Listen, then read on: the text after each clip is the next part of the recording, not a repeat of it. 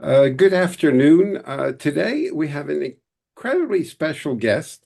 I only met him like about a week or 10 days ago, maybe 2 weeks ago, when I was speaking at a conference. I was chairing a session at a conference, B Corp Summit. I was very impressed. So today we have Professor Christopher Marquis, um, and he's one of the few professors that is actually quite outspoken about sustainability, the ESG space. So I was thrilled that he was willing to join us today. So, Christopher, for those that are not familiar with you, who you are, what is your big purpose, where you teach, and the books that you've written, fill us in a little bit about your journey that led you to where you are. And thank you so much for doing this. Yeah, well, thank you so much, Robert, for having me on. Really looking forward to our discussion. Happy to provide a little bit of background about myself, although I must admit it's a little bit of a windy road that I've had. I started off not thinking about becoming a business school academic. So I teach currently at the University of Cambridge, Judge Business School, and prior to that, I spent 6.5 years at Cornell and a little over a decade at Harvard Business School. And as you mentioned, I think you used the word the term outspoken. And I think what you were referring to is a critical take that I've really been advocating regarding business sustainability over the past, 3 or 4 years, really. And this sort of critical perspective really came about from my deep work with actually businesses that I really think are genuinely trying to actually make a difference in the world. And the way they were thinking about their impact was very different than what you were seeing among, in some ways, the big sustainability superstars. Like the Business Roundtable had this statement around taking care of stakeholders in 2019 that got all kinds of accolades. BlackRock and Larry Fink have, I think they backed away from it now, but for a while we're saying climate is important, ESG is important. But the thing is, as an academic, I really try to keep up with actually the reality of what's going on in the world. And if you look at things like the Business Roundtable is the easiest example to give, they said, and the Business Roundtable, as people probably know, is a trade group of the 200 largest US companies Mhm. involved in lobbying the government, and it's a lobbying organization, basically. So they said they're going to be focused on stakeholders, things like employees, customers, et cetera. But it turns out when actually a number of years later, people look and see if they actually did this, actually the opposite occurred. And this is Mhm. the thing that is so interesting to me from, I guess, in some ways, a research standpoint or intellectual standpoint. They got tons of accolades for saying they were going to focus on stakeholders, like front page New York Times. I mean, I was traveling in China at the time this came out, and a lot of people in China even knew about this. So this spread around the world and, became, sort of, really very, very, very well talked about. Uh, but not a lot of press when actually a number of investigations from The Guardian to Business Week to a number of academics have written very rigorous papers showing that actually these companies that said they were going to focus on stakeholders actually do the opposite. They are compared to similar type of companies that did not sign on to this statement. They actually have worse environmental performance, worse labor performance.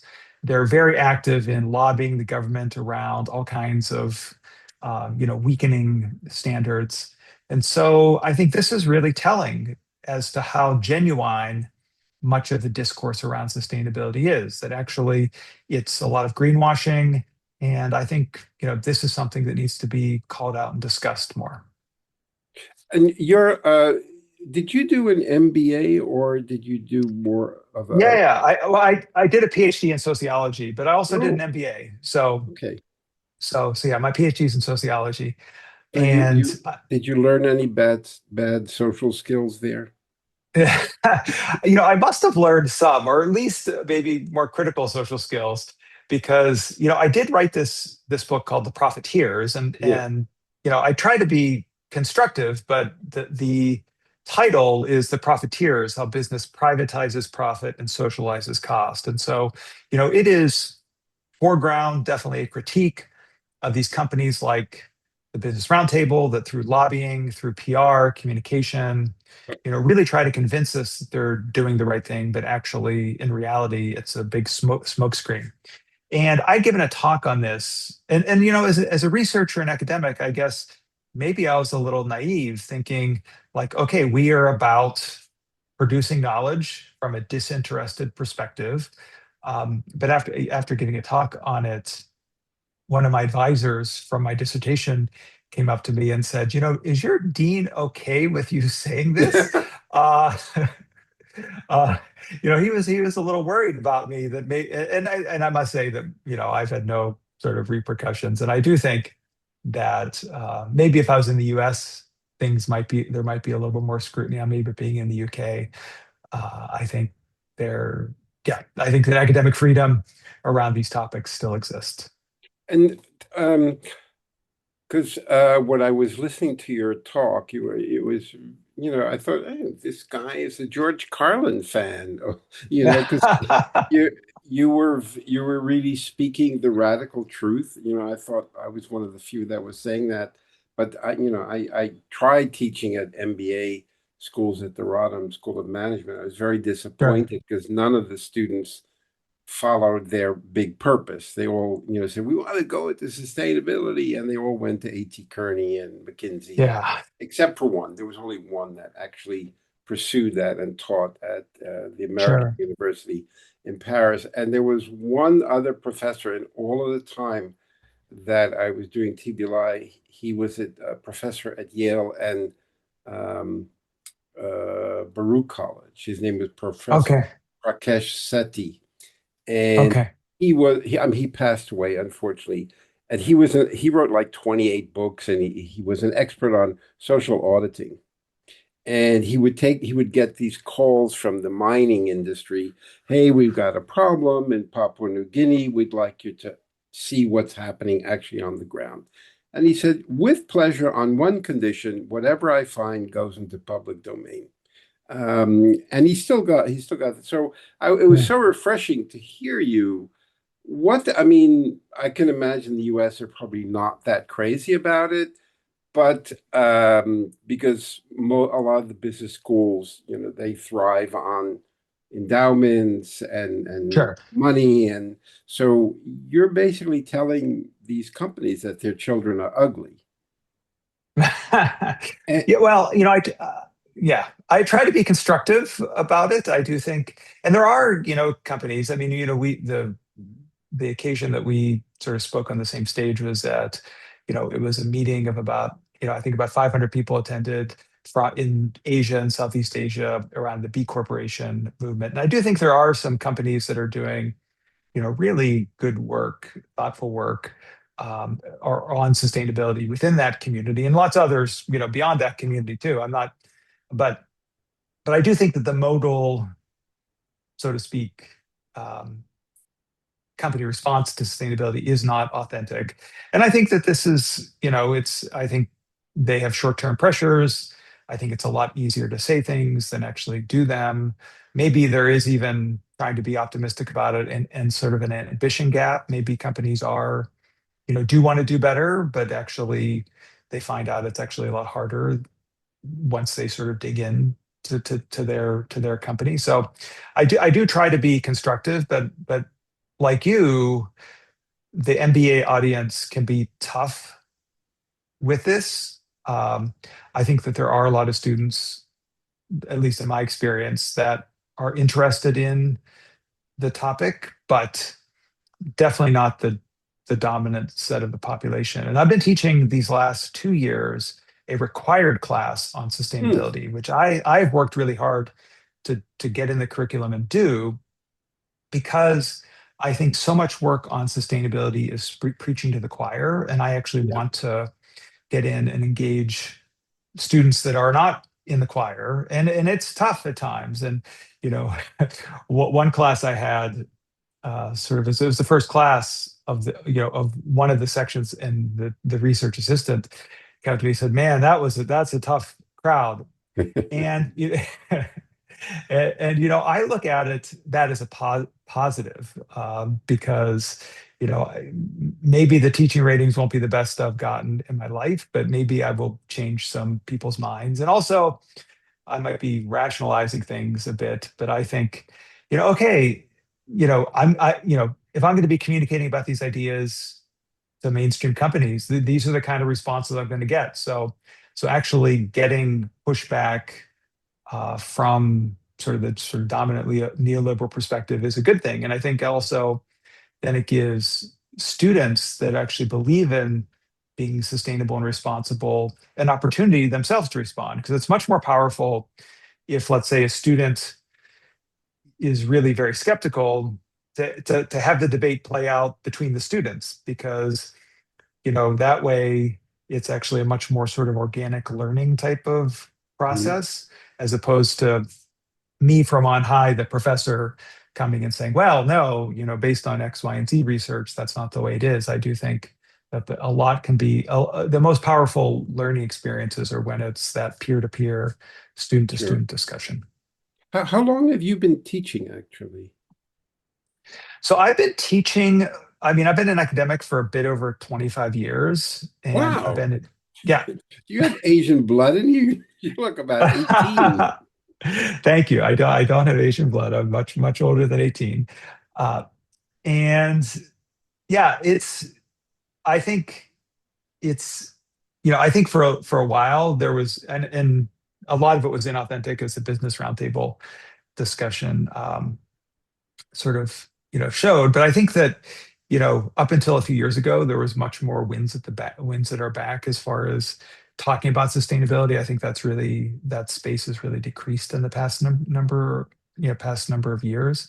Um, but I do find it to be valuable to be getting these topics in front of students. If only, if you look at the world now, things like the Iran war, sort of national security around energy, inflation around energy prices and affordability. I think that some of these topics are moving from a like moral responsibility type of rationale to sort of national security, cost of living type of discussion. And I think there's a moral case to be made, but also very happy that they're showing up in these other rationales that might actually gain a little bit more deeper acceptance. And the I just finished my manuscript, and I was testing some sections, some chapters, and I edited a chapter on the impact mafia, Uh-huh. which I never had anything that went viral before on social media. It's a new experience for me. But it was like 98% were all in full agreement and all experiencing the same thing. Sure. The 2 or 3% were the ones part of the impact mafia, and they didn't like me telling them that their children were ugly. Um, and there is it I find that the whole, even though I've been working to try to show that money, it can be a very powerful tool for restoring the social and environmental balance.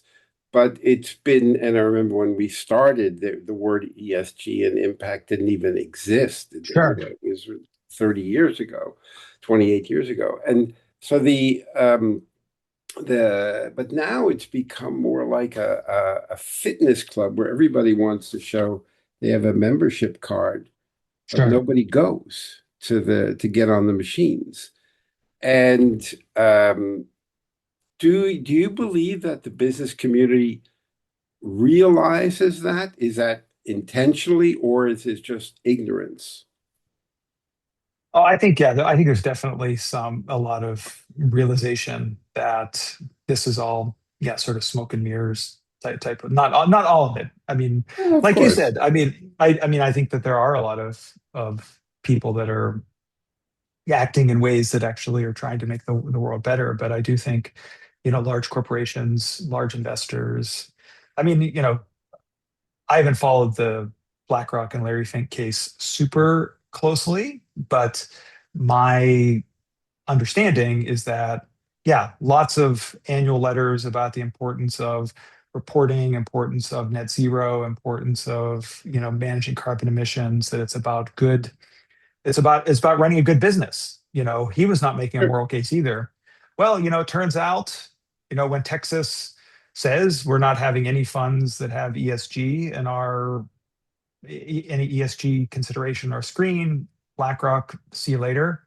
Suddenly, it isn't good business. Right. So in my understanding is BlackRock has really backed away from a lot of its climate and other focus. So I do think that, yeah, that a lot of it is not sort of real authentic work.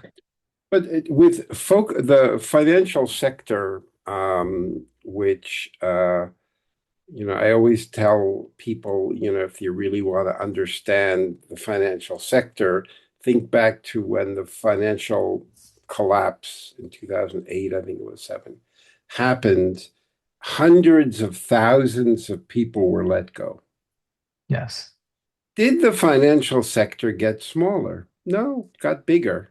So they actually Yeah. weren't doing anything other than cutting and pasting the previous deal and then, going back to the same investors. And it's just a very predictable group of alpha males, Sure. but they are incentivized for short-term behavior.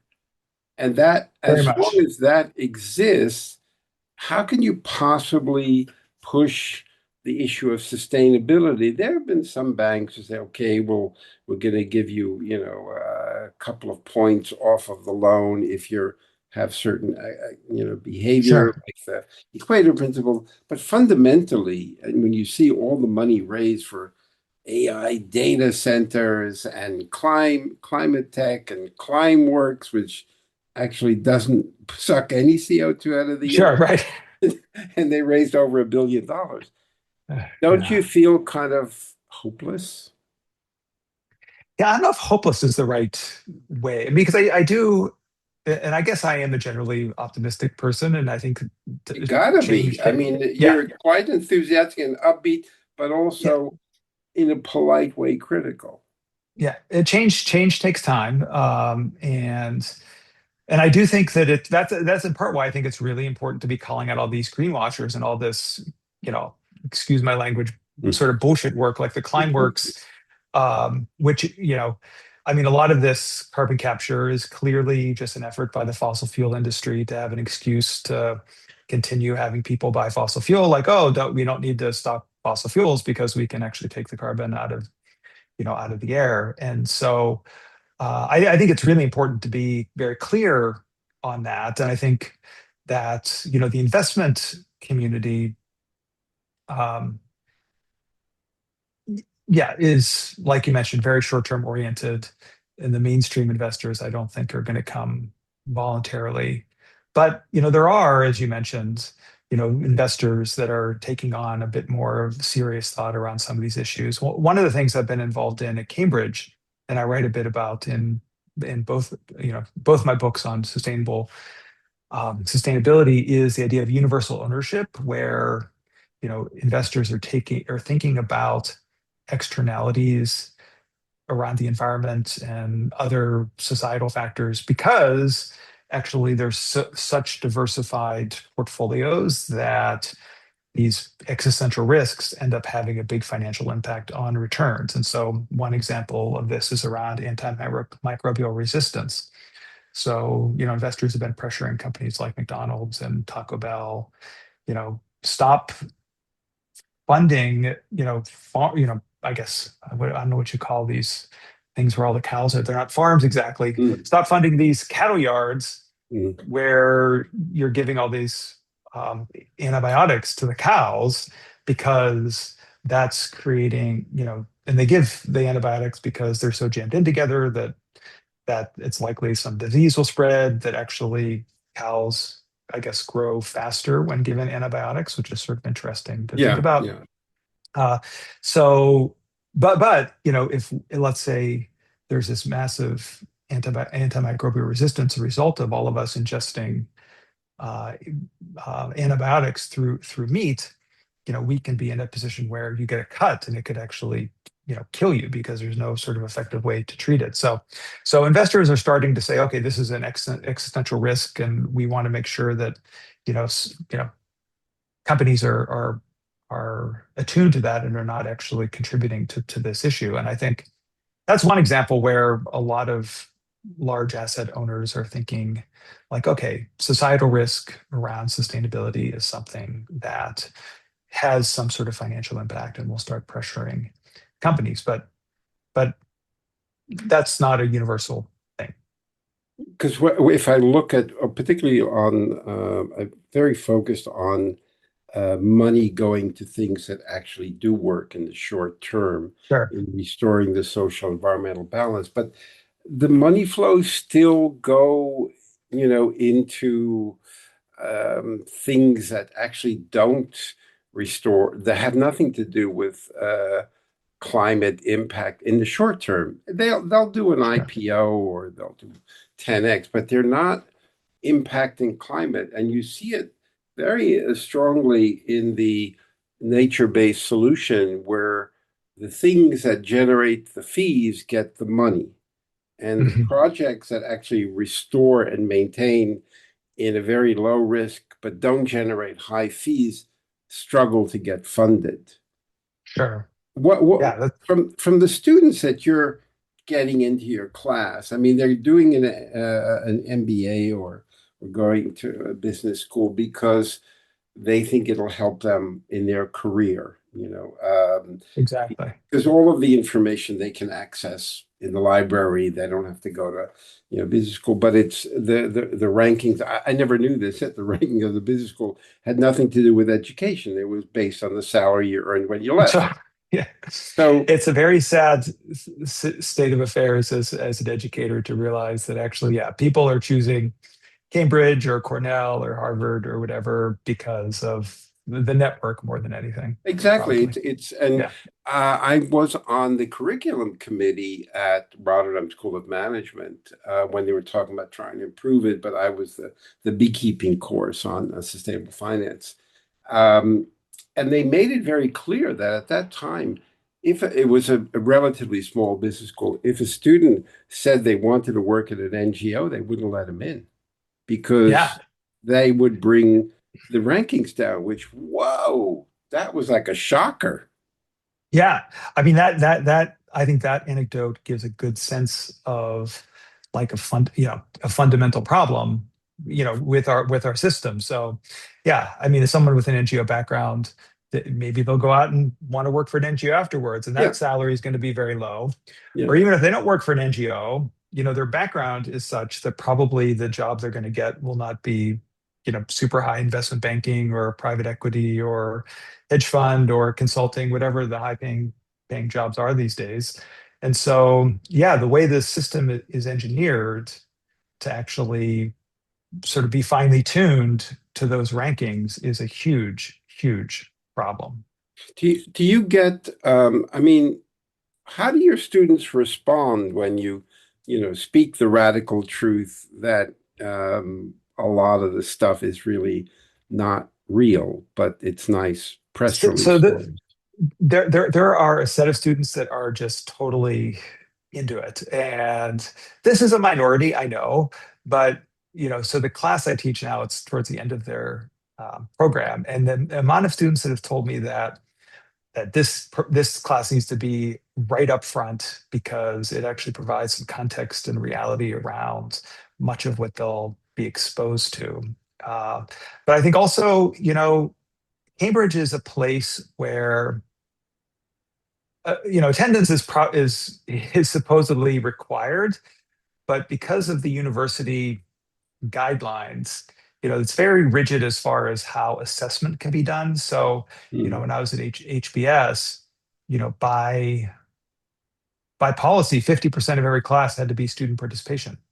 And Mm. so that Wow. that required that required people to show up and to have read the material, and you have a really good engaged conversation. And at Cornell, usually I would have it around 30 to 40%, which was I had a little more latitude there. Yeah, at Cambridge, things have to be done based on written assessments. I think they're worried about, I don't know, bias or Mhm. issue of fairness. Things need to be tracked in a way, and having a written document, somehow that way that's like more trackable, I guess. But so students, because there's no class participation credit, find ways of not coming. And so as the term goes on, it ends up being a little bit more of a select group of people who are really, much more engaged in the topic and wanting those critical perspectives.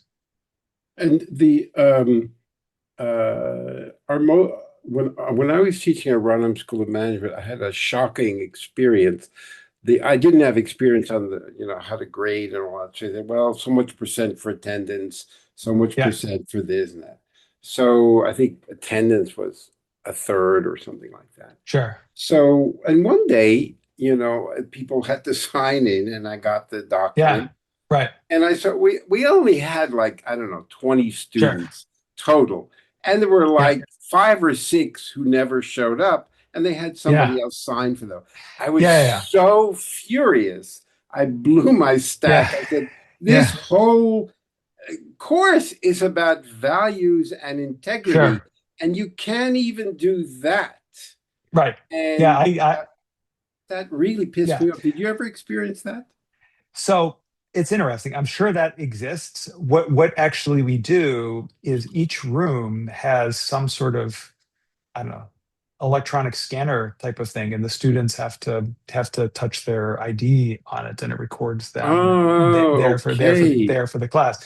So, and that goes to a central. That's not part of the grading per se, but there's some central office that is monitoring students' attendance. And so, my guess is that there's, someone comes with a stack of IDs, and sort of No, that this was they had to. yeah, This yeah, was a yeah, while yeah. ago. They had I to write recall it, those, yeah, those and those it those was days. just like, it kind of reaffirmed Yeah, to me that one, hardly any of you are going to pursue your big purpose. You're all worried yeah, about student loans. sure. And I tried to research how many students from a ranked MBA school went personally bankrupt on their student loans if they went to a ranked MBA school, and very few, very Okay, few. good. Well, that's heartening. I mean, the amount of debt that at least some of my students in the U.S. had is really tremendous. I mean, it's an issue with the U.S. education system where the tuitions are just crazy. And so, and yeah, students, and it's so, and there's this very very pernicious student loan Yeah. system where people pile up literally hundreds of thousands of dollars of debt, and then they're stuck, and in some ways. All right. What is your big purpose? You probably enjoy teaching because you've been doing it quite a while. Yeah, Whereas yeah. if you were advising companies, you'd be paid better, Yeah. probably more than a I university. would definitely I would definitely be paid more if I was advising companies. And I do a little bit of that. But to me, I am really, I mean, I think that the sustainability issues we have boil down at the very, very sort of upstream perspective to culture and Mm, values. And so I am really very passionate about trying to help sort of educate's not the right word, help people sort of see that there are other ways of doing things that are not necessarily what the dominant system and culture may prescribe, and that over time, hopefully, we can all sort of collectively work to change some of those assumptions, sort of neoliberal, market for short term, many of the things we've been talking about.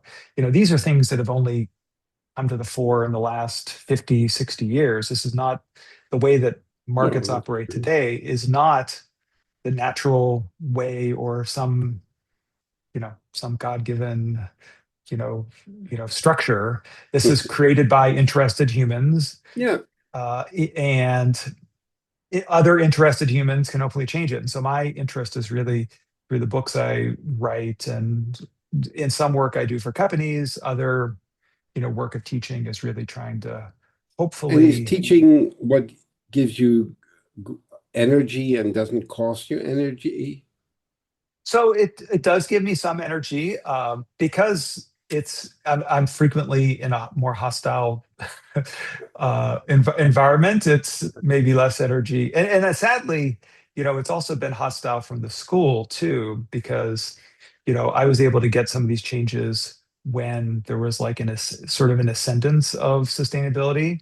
Now there's a lot of interest in replacing those classes with like AI oriented things. It's sort of the Mm. next sort of, I mean, AI is certainly important. I'm not saying students should have AI, but it really, again, sort of like many of the companies that claimed they were all focused on ESG and climate and diversity, but then, Donald Trump's elected president and they all do a 180. And so I feel that's, the commitment of sort of business school administration is not unlike that.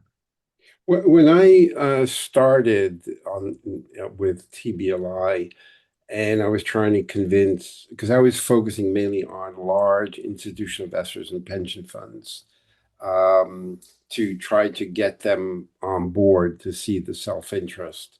Um, and everyone used to say, "Oh, that's really interesting about this sustainability ESG. Do you ever research that there's no underperformance at worst or an outperformance at best?" And I used to stupidly send all the research papers because there was Sure. loads of them. And then I finally had the aha moment and realized that this was not about proof. This was about belief. Because I looked at how much research was Exactly. done on subprime collateralized debt obligations. I'm sure Exactly. some obscure university in Manitoba wrote a paper, but nobody read it. And then I saw Right. how much money went into everything. And that's when I stopped Sure. trying to I, focus on proof and on belief. I Do you I find totally that? agree. You find Exactly. This is why I think culture change is what's important because yeah, there's literally like 10,000 studies that have been done showing that some ESG sustainability factor leads to some sort of financial performance. People always say, "Oh, and there is like lots of proof that through for various different mechanisms, it's this could potentially work." It's not a silver bullet, and a lot of things do actually cost money. I'm not saying that we can like if everyone buys into the win-win that like the world will be solved. I don't think that either. it? But I think clearly there what is driving people is their belief and in an ideology around the importance of free markets and short-term return. And I think that is the most challenging thing to change.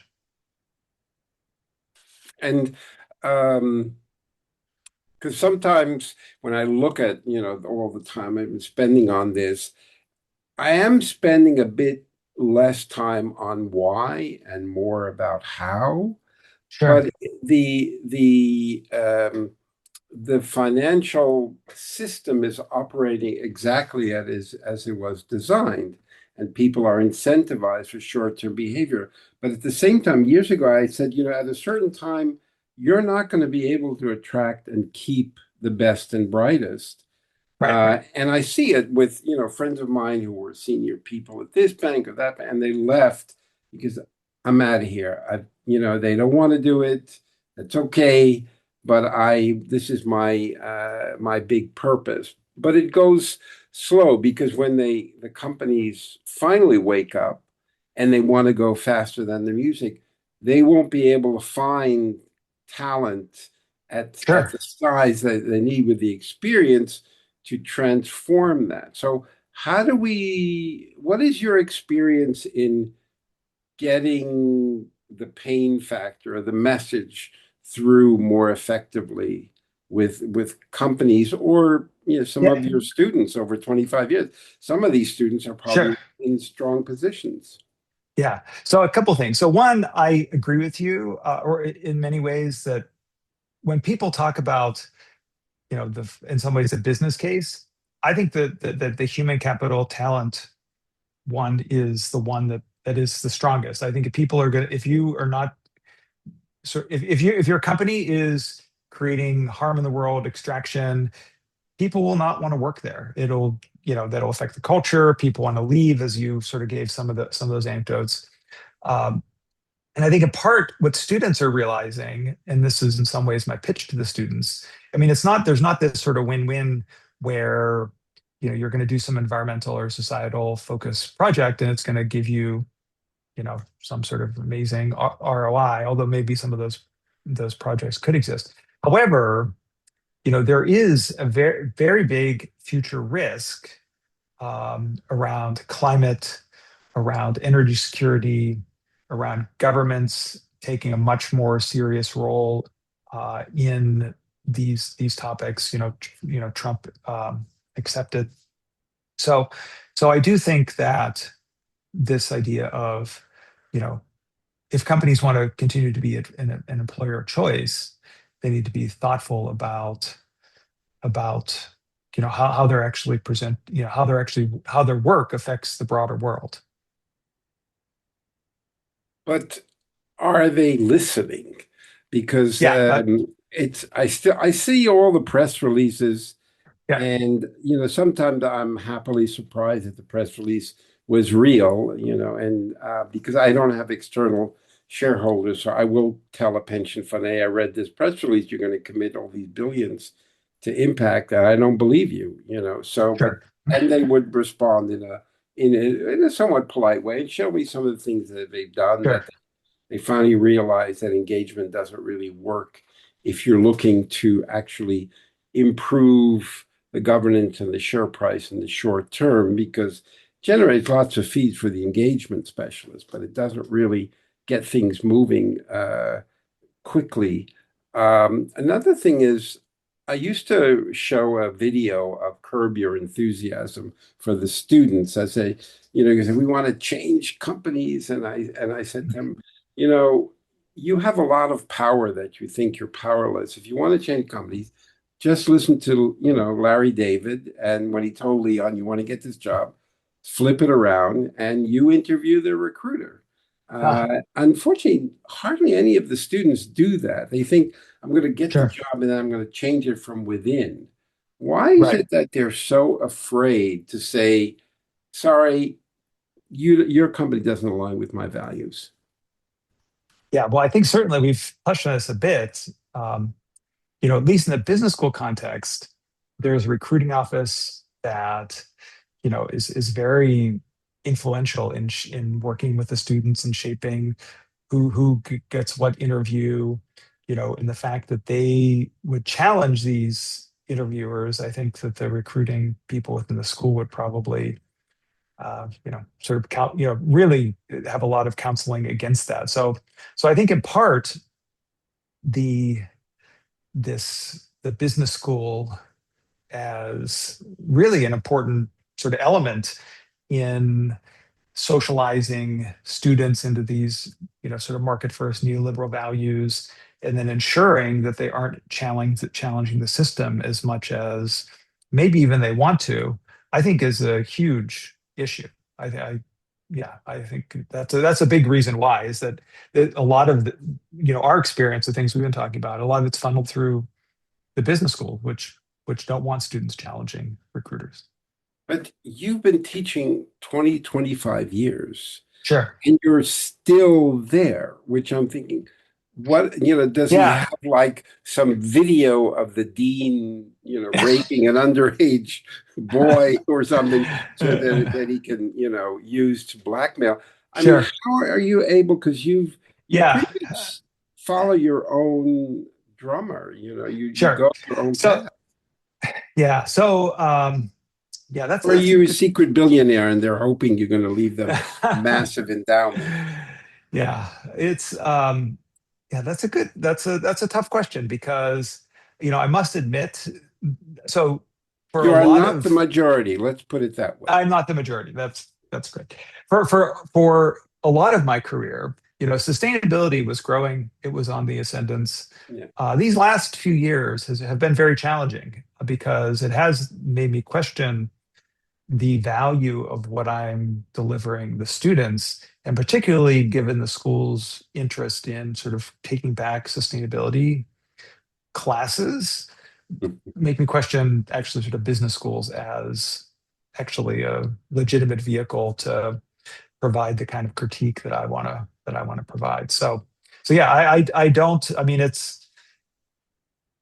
I think these last few years have been very, very tough, actually, on this question. And am now sort of taught in a business school for so long. I've tried to get jobs in the past in other, public policy schools or social work schools, and I'm sort of tainted from their perspective because I Yeah, have, I would imagine it, yeah, you're so, because you put stuff in your book, uh, yeah, the profiteers, and you yeah, speak, not in a confrontational way, but in a radical truth way, that in a polite way that resonates. So you've already, put that, and it's not a popular subject among the business schools, yeah, because they are there to churn out the next group of McKinsey or senior right. leaders. Yeah, yeah, I agree. I mean, it is a challenge that I'm facing now. To be honest, it's yeah. Well, how can we help you? Yeah, good question. I don't have anything off the top of my head, but the more you and your audience see companies that you think are doing the right thing, I mean, those are stories that I want to tell, companies I want to research. So please, people can be in touch with that. Also, looking forward to being more involved in your work. I also agree that, you know, there's not as much sort of critical perspective on the investment community as there should be. And so, yeah, and you've been at this for a long time. And so I've seen how Yeah. things have evolved. Yeah.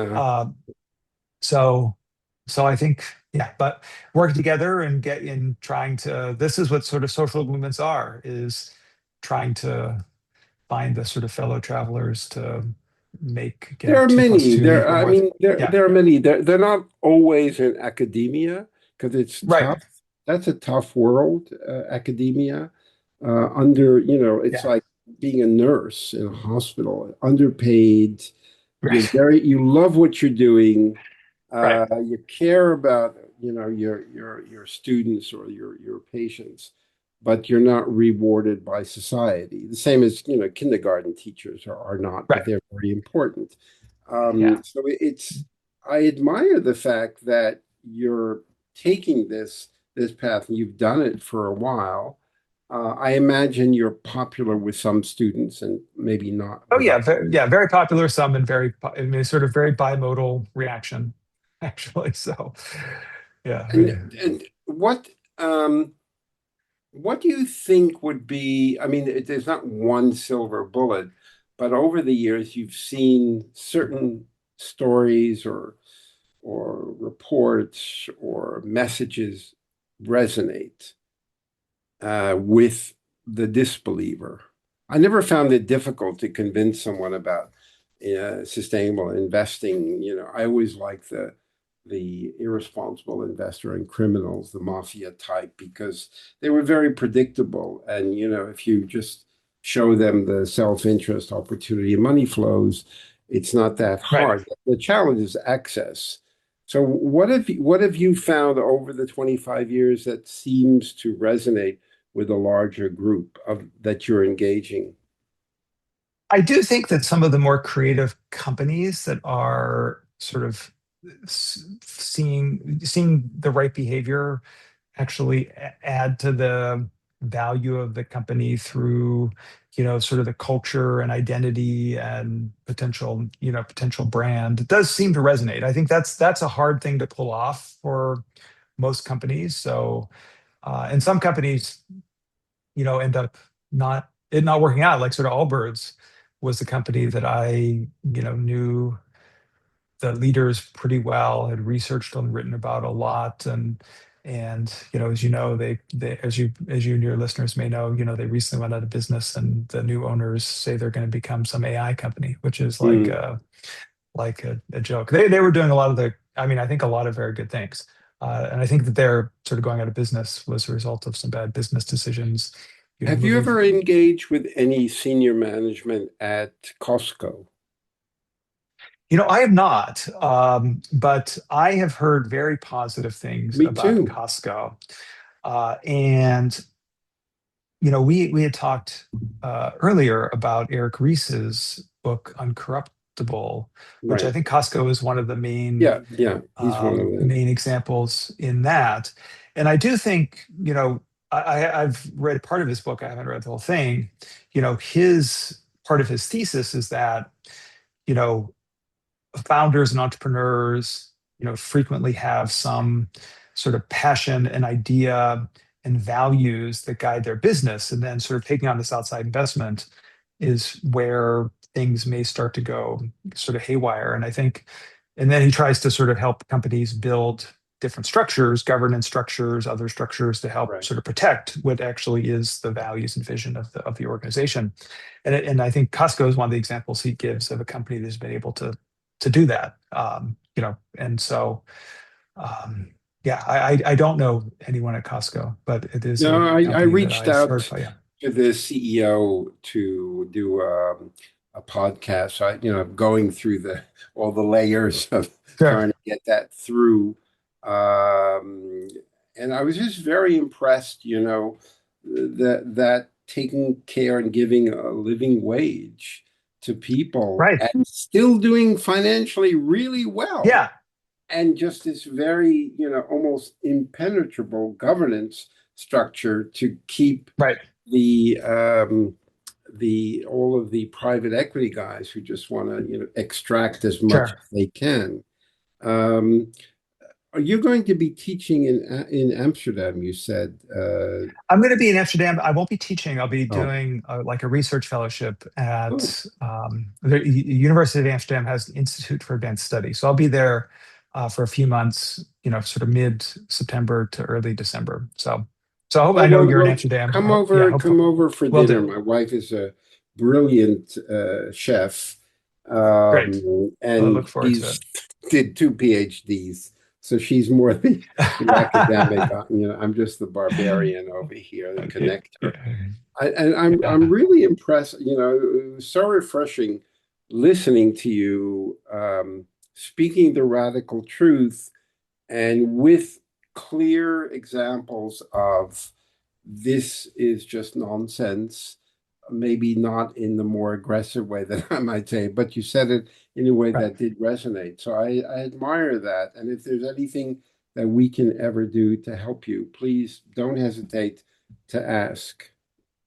Thank you. And I look forward to being in Amsterdam and having a chance to connect more at that Okay, time. let me just stop. Is there anything specifically that we did not address that you felt is very important for people to know?